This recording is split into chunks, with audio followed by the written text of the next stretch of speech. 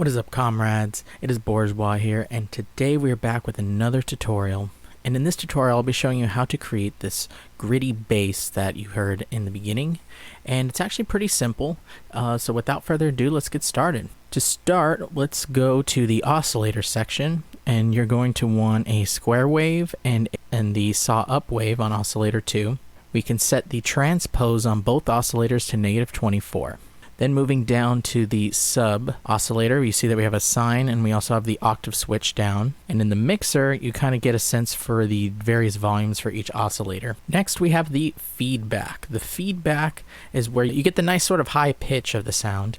And that is by turning the transpose up to 12. And then you can put up the amount. I have 63.2%. And then under that we have the filter section. The filter section is a little bit interesting here because you can actually adjust the filter and get some different results going on. For right now we do have a low pass at I think it's around, it looks 44.89 semitones. And then you kind of see here we have the filter depth down a little bit. You can kind of see here the different settings. Moving on to the distortion, we have the hard clip selected. We have the drive up to about 12.72 decibels.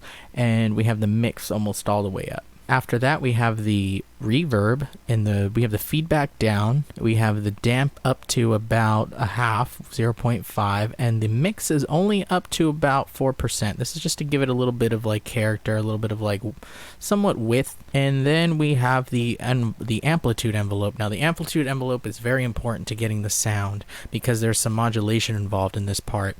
So I would just kind of, it doesn't have to be perfect, but you kind of get an idea for the different settings I have here for the ADSR settings. But in the modulation, when we click on the helmet, here's where we get some cool stuff. There's three things to keep in mind. So right here I have the feedback modulated, and in the feedback, if you see here, I have it modulated a little bit past the maximum area, and when you click and drag, you see you can kind of do that to taste. And also in the filter section we have the filter cutoff being modulated a little bit up to here. You can click and drag that to taste as well.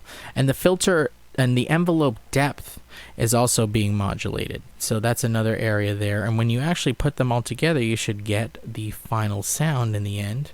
Some other things you can do is actually mess with the envelope, the decay and sustain, and as you play you might actually get some other results, some creative results there. And so that basically covers the sound. I hope you found this helpful.